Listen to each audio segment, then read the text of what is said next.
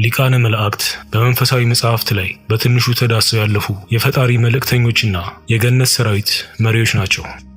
ከነሱ ውስጥም ስማቸው የተነሳው በጣት የሚቆጠሩ ናቸው። እንደ ሰባቱ የሲኦል ጋኔኖች ሁሉ ሊቃነ መላእክቱም የተለያዩ መገለጫዎች ያሏቸው ሲሆን ዛሬ የእነዚህን መልአኮች ዝርዝር ሁኔታ ጠቅሰን የምናየው ሱዶ ዳያለሲስ ከተባለው የግሪክ ጸሐፊና የታሪክ ተመራማሪ መዛግብት ላይ ይሆናል። እናም እነዚህ መላእክት ማን እንደሆኑና በገነት የነበራቸው አስተዋጽኦ ምን እንደነበር እንመልከት። ሊቃነ መላእክት ቅዱስ ሚካኤል በመጽሐፍ ቅዱስ በቁርአንና በዕብራውያን ቅዱስ መጽሐፍ በተናክ በመሪነቱና በጦረኛነቱ ይታወቃል። በመጽሐፍ ቅዱስ በዮሐንስ ራእይ ስለ ታላቁ የገነት ጦርነት ባነሳበት ጽሑፍ ላይ ወደ አውሬነት የተቀየረው ሳጥናኤል የሰይጣንን ኃይሎች ለመደምሰስ የተነሳውን የገነት ሰራዊትን በሚመራው በቅዱስ ሚካኤል ተሸንፏል። ፈጣሪ በመሪነት እንዲመርጠው በእርግጠኝነት ከሌሎቹ ሊቃነ መላእክት የተሻለ ኃይል ወይም የተሻለ አመራር ብቃት ስላለው ነው። ስለዚህም የክርስትና እምነት ተከታዮች ከሰይጣናዊና ከሌሎች መጥፎ መናፍስት ጋር በሚያደርገው ትግል በአሁኑ ዘመንም እንደ ጠባቂና መሪ አድርገው ይቀበሉታል። በብዙሃን የሚታወቀው ግርማ ሞገስ ባላቸው ክንፎቹና ስለት ወይም ጦር በእጆቹ በመያዝ አውሬውን ወይም ሰይጣንን በእግሩ ስር ረግጦ በሚታየው ምስሉ ነው። ሊቃነ መላእክት ቅዱስ ሚካኤል አራት ዋና ሚናዎች እንደሚጫወት በአስተምሮች ላይ እናያለን። የመጀመሪያ ሚናው ሁላችንም እንደምናውቀው የፈጣሪ ሰራዊት መሪ ከመሆኑም በላይ የሲኦልን ኃይሎች በመደምሰስ ድል የነሳው መልአክ የውጫዊና የውስጥ መጥፎ ኃይሎች ትግል አጋዥና ጠባቂ መሆኑ ነው። ሁለተኛው ከሞት በኋላ ያለው ሚና ነው። ቅዱስ ሚካኤል የሟቾችን ነፍስ ወደ ገነት ይመራል። በሕይወት በነበሩበት ወቅት ምንም ያድርጉ ምን የገነት በር ይከፈትላቸው ዘንድ አንድ የመጨረሻ ዕድል ይሰጣቸዋል። በተሰጣቸው በዚህ አንድ ዕድልም የራሳቸውን ኃጢአት በመጋፈጥና ከሰይጣናዊ ኃይሎች የሚመጣውን ግፊት በመቋቋም ማለፍ ይኖርባቸዋል። ቅዱስ ሚካኤል በመዳፎቹ ሚዛን ይኖራል። በዚህም ሶስተኛ ሚናው ይከተላል። የሙታኑን ነፍስ በዚህ ሚዛን ላይ በማኖር ይመዝነዋል። ከፈተናቸው በኋላ ነፍሳቸው በሚዛኑ ላይ በትክክል ከተመዛዘነ ያኔ የገነት በር ተከፍቶ ወደ ዘላለማዊ ሕይወት ያመራሉ። አራተኛና የመጨረሻ ሚናው የእምነት ቦታዎችን መጠበቅ ይሆናል። በተለያዩ እምነቶችና ባህሎች ብዙ ሚናዎች ስላሉት ወደፊት በሚኖሩን ቪዲዮዎች በጥልቀት ገብተን ዝርዝሮቹን የምናይ ይሆናል። በአጠቃላይ ሊቃነ መላእክት ቅዱስ ሚካኤል በመንፈሳዊ ተዋጊነቱ በመሪነቱና ከሰይጣናዊ ኃይሎች ጠባቂነቱ እናውቀዋለን። ህዳር 12 ቀን የገናናው የሊቃነ መላእክት ቅዱስ ሚካኤል ዓመታዊ ክብረ በዓል በታላቅ ድምቀት በቤተ ክርስቲያን ይከበራል። በዚህ ቀን በዓለ ሲመቱ የቅዱስ ሚካኤል የሆነበት ምክንያት ደግሞ የመላእክት አለቃ ሆኖ የተሾመበት ቀን በመሆኑ ነው። ሌላው የክብረ በዓሉ ምክንያት ቅዱስ ሚካኤል በዱራታ ኦትና ቴዎብስታ ቤት የተገለጠበትና የባረከበት ዕለት ስለሆነ በባህር ሲጓዙ የተጨነቁትን የተራዳበት ዕለትና የእስራኤል ሕዝብ ከግብጽ እየመራ ወደ ሀገራቸው የመለሰበት ዕለት የሚታሰብበት በመሆኑ ነው። የስሙ ትርጉም ሚካኤል ማለት መኑ ከመ አምላክ እንደ እግዚአብሔር ያለ ማን ነው እንደማለት ነው። በተዘዋዋሪ የቅዱስ ሚካኤልን ስም ስንጠራ የምንመሰክረው ስለ እግዚአብሔር ነው።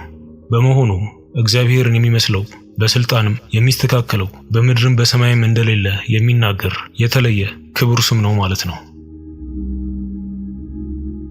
ቅዱስ ሚካኤል የመላእክት አለቃ ነው ስንል ስልጣኑ በመላእክት ላይ ብቻ ሳይሆን በእግዚአብሔር ሕዝብ በሆኑት ላይም ጭምር የተሾመ ነው ማለት ነው። ለምሳሌ በመጽሐፍ ቅዱስ ቅዱስ ሚካኤል ለኢያሱ በኢያሪኮ ምድረ በዳ እንደተገለጸለት ቀና ብሎ ተመለከተ። እነሆም የተመዘዘ ሰይፍ የያዘ ሰው በፊቱ ቆመ። ኢያሱም ወደ እርሱ ቀርቦ ከእኛ ወገን ወይስ ከጠላቶቻችን ወገን ነህ አለው። እርሱም እኔ የእግዚአብሔር ሰራዊት አለቃ ሆኜ አሁንም ወደ አንተ መጥቻለሁ ብሎ መልሶለታል። በኢያሱ ምዕራፍ 3 ቁጥር 13 ላይ ሹመቱ በእግዚአብሔር ሕዝብ ላይ በመሆኑ በጸሎትም የእስራኤልን ሕዝብ ይራዳቸው ነበር።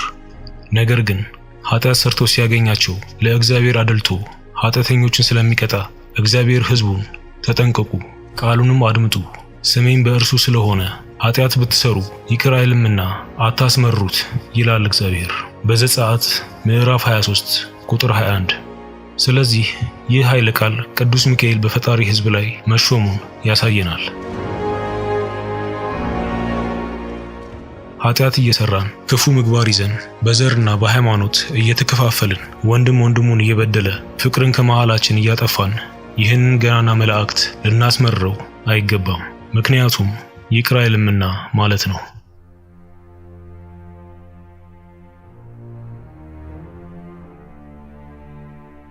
በሁለተኛ ላይ የምናገኘው ሊቃነ መላእክት ቅዱስ ገብርኤል በተመሳሳይ ሁኔታ እንደ ቅዱስ ሚካኤል በሶስቱም አብርሃማዊ እምነቶች ላይ እናገኘዋለን።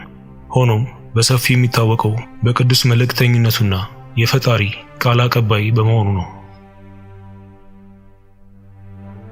ነብዩ ዳንኤል አውራ በግና ፍየል በራእዩ በታየው ጊዜ የታየው ራእይ ከምጽአት ቀን ጋር የተያያዘ መሆኑን ሊነግረው ቅዱስ ገብርኤል ተገልጾለታል። ለዘካርያስ በመገለጽም መጥምቁ ዮሐንስ እንደሚወለድ አብስሮታል። ለድንግል ማርያም የተገለጸላት ሲሆን እመቤታችን ቅድስት ድንግል ማርያም በእናት በአባቷ ቤት 3 ዓመት በቤተ መቅደስ 12 ዓመት ዕድሜዋ 15 ዓመት ከሆነ በኋላ ከእንግዲህ ድንግል ማርያም የሚጠብቅ ሽማግሌ ሰውን ንምረጥ ሲሉ ካህናት ተማከሩ።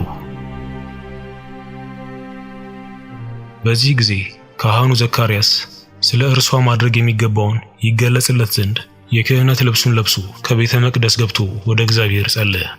ያን ጊዜ ሊቃነ መላእክት ቅዱስ ገብርኤል ተገልጾለት ከነገደ ይሁዳ ወገን ሚስቶቻቸው የሞቱባቸውን ሰዎች ሰብስብ፣ በትሮቻቸውም ላይ ስማቸውን ጻፍ፣ በቤተ መቅደስም አስገባው፣ በትሮቻቸው ላይም ጸልይባቸው። በዚህ ጊዜ በበትሩ ላይ እግዚአብሔር ምልክት ያደረገበት እርሱ ድንግል ማርያምን ይጠብቃት አለው። ካህኑ ዘካርያስም ሊቃነ መላእክት ቅዱስ ገብርኤል እንዳዘዘው ካደረገ በኋላ በአረጋዊው ቅዱስ ዮሴፍ በትር ላይ በነጭ ርግብ አምሳል ምልክት ስለታየ አረጋዊ ቅዱስ ዮሴፍ ማርያምን ይዞ እንዲጠብቃት ተደረገ። በእርሱም ቤት ስትኖር ሊቃነ መላእክት ቅዱስ ገብርኤል ተገልጦ ወልደ እግዚአብሔር ከእርሷ ሰው የመሆኑን ነገር አበሰራት። እንዳበሰራትም የእግዚአብሔር ቃል በማዕፀኗ አደረ። ቅዱስ ዮሴፍም ማታ ወደ ቤቱ ሲመለስ ድንግል ማርያም እንደጸነሰች አወቀ። ስለዚህም ፊቱን እየነጨ በራሱ ላይ አመድ ነስንሶ ከምድር ላይ እየወደቀ ወዮልኝ ለኔ፣ ይህንን ያደረገ ማን ይሆን? ማን አሳታት? ማንስ ከወጥመድ አገባት? ከቤተ መቅደስ በአደራ የተቀበልኳት በንጽህና በቅድስና ያለች ይህችን ብላቴና ከእንግዲህ ምን አደርጋታለሁ? ለኔ ወዮልኝ እያለ ያለቅስ ጀመር። ሔዋንን ክፉ እባብ እንዳሳታት እግዚአብሔር አትብሉ ብሎ ከከለከላቸው የበለስ ፍሬ እንድትበላ የገፋፋት ከይሲ ይህችንም ብላቴና በድንገት አስቷት ይሆን? ወዮልኝ እያለ አለቀሰ። እያለቀሰም ተነስቶ ድንግል ማርያምን ጠርቶ ልጄ ሆይ ይህንን ሥራ ሰርተሽ የኔንም ያንቺንም ልብ ለምን አሳዘንሽው? በእኔም ላይ ታላቅ ፍርሃትና በሕዝብም ዘንድ መነቀፍን ለምን አመጣሽብኝ? ቀድሞስ በቅድስተ ቅዱሳን በክብር የኖርሽውን መኖር ለምን አላስታወሽም?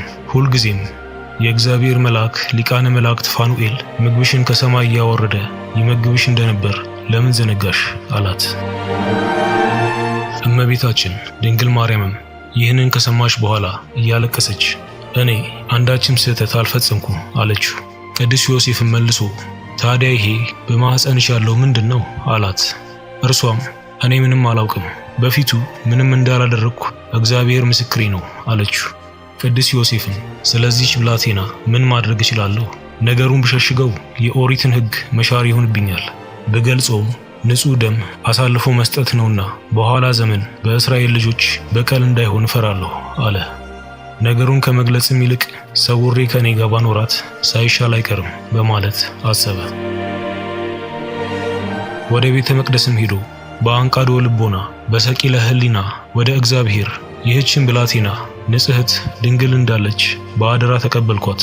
እነሆ ረቂቁና ግዙፉ ስውሩና ግልጹ በአንተ አይሰወርም። በእርሷ ላይ ምንም እንዳልሰራሁ አንተ ታውቃለህና ስለ እርሷ ምን ማድረግ ይሻለኛል እያለ በሐዘንና በለቅሶ ጸሎቱን ወደ እግዚአብሔር አቅርቦ ወደ ቤቱ ተመልሶ ገብቶ ተኛ። በዚያች ሌሊት መልአከ እግዚአብሔር ቅዱስ ገብርኤል በዮሴፍ ሕልም ተገልጾ እንዲህ ሲል ነገረው። ዮሴፍ ሆይ ስለ ድንግል ማርያም ነገር በፍጹም አትፍራ። በማኅፀኗ ያለው ጽንስ በመንፈስ ቅዱስ ነውና እነሆ ልጅ ትወልዳለች፣ ስሙንም ኢየሱስ ትለዋለች። እርሱም ሕዝቡን ከኃጢአታቸው የሚያድናቸው ነው አለው። ዮሴፍም ከእንቅልፉ በነቃ ጊዜ እጅግ ደስ ብሎት የእስራኤልን አምላክ እግዚአብሔርን ፈጽሞ አመሰገነ። ነቢያት የተናገሩላት ድንግል እንደሆነች ተረድቶ ለንጽሕናዋ ሰገደ። ጌታችን ኢየሱስ ክርስቶስ ከተወለደም በኋላ ቅዱስ ገብርኤል በሕልም ተገልጾለት ብላቴናውንና እናቱን ይዞ ተመለስ ብሎ እስኪነግረው ድረስ ወደ ግብፅ ሄዶ እንዲቀመጥ አዞት፣ እርሱም እንዳዘዘው አደረገ። ከዚህ ሌላ ስሙ የተነሳው በመጽሐፈ ሄኖክ ከኃጢአት የተወለዱትንና የሰው ልጅን እንዲጠብቁ ተልከው የፈጣሪ ቃልን በመስበር ከሰው ሴት ልጆች ጋር የወለዷቸውን ኔፍሊም የተባሉ ፍጡራንን ከምድር እንዲያጠፋ ከፈጣሪ በተላከ ወቅት ነው። ሄኖክ እንደሚገልጸው በራእዩ ከታዩት 4 መልአኮች መሃል አንዱ ቅዱስ ገብርኤል መሆኑን ነው። የተገለጡለት እነማን እንደሆኑ በጠየቀው ወቅት የተሰጠው መልስ እንደሚከተለው ነበር። የመጀመሪያው በምህረቱ የምናውቀው ቅዱስ ሚካኤል ነው። ሁለተኛው የሰው ልጆችን ስቃይና ቁስል ፈዋሹ ቅዱስ ሩፋኤል ነው። ሶስተኛው ኃያሉ ቅዱስ ገብርኤል ነው። ለዳንኤል በተገለጠበት ወቅት ግርማ ሞገሱ አስፈሪ እንደነበርና ልብ የሚያሸብር መሆኑን አስቀምጦታል። በሌላ ታሪክ ደግሞ ለድንግል ማርያም በተገለጠበት ወቅት ነጭ በነጭ ለብሶና በእጁ መጽሐፍ ይዞ እናየዋለን። እንደ መልእክተኛና በፈጣሪና በሰው ልጆች መሃል እንደ ድልድይ ሆኖም ይወሰዳል። ስሙ በዕብራውያን ፈዋሽ ወይም አዳኝ የሆነው ሊቃነ መላእክት ቅዱስ ሩፋኤል በብሉይ ኪዳን በመጽሐፈ ሄኖክና በቁርአን ላይ ተጠቅሷል። በመጽሐፈ ጦቢት ለጦቢያ በሰው ተመስሎ በመንገዱ መርቶታል። ጦቢያ ያፈቀራት ሴት አዝሞዴስ የተባለ ጋኔን አድሮባት ነበር። ስለዚህም ለጦቢያ አሳና ዕጣን ሰጥቶት ጋኔኑ ተመልሶ በመጣ ወቅት እንዲያጨስበት ነገረው። ጋኔኑ በመጣ ወቅት እንደታዘዘው ዕጣኑን አጨሰበት። አዝማዲዮስን በተደናበረ ወቅት ቅዱስ ሩፋኤል ሊያስሮ ችሏል። ከዚያም ቅዱስ ሩፋኤል ለጦቢያ የአሳውን ዓይን ፈጭቶ የታወሩት የአባቱ ዓይኖች ላይ እንዲቀባው አዘዘው። ያም ባደረገ ወቅትም የአባቱ ዓይኖች ተፈውሰዋል። ስለዚህም ቅዱስ ሩፋኤል በፈዋሽነቱና በአዳኝነቱ ታውቋል። በመጽሐፈ ሄኖክ እንደምናየው በኖህ ጊዜ ጥፋት የፈጸሙትን መላእክቶች አዜዝልን ጨምሮ በኤፍራጥስ ወንዝ ስር በእሳት ሸለቆ ውስጥ እንዲያስራቸው ኃላፊነት የተሰጠው ቅዱስ ሩፋኤል መሆኑ ሰፍሯል። በቁርአን ላይ እንደተጻፈው ከሆነ አስራፊል ወይም ሩፋኤል ከሞት በኋላ ዳግም መነሳትን ለማሳወቅ በከንፈሩ መለከት ይዞ እንደሚጠብቅ ያሳያል።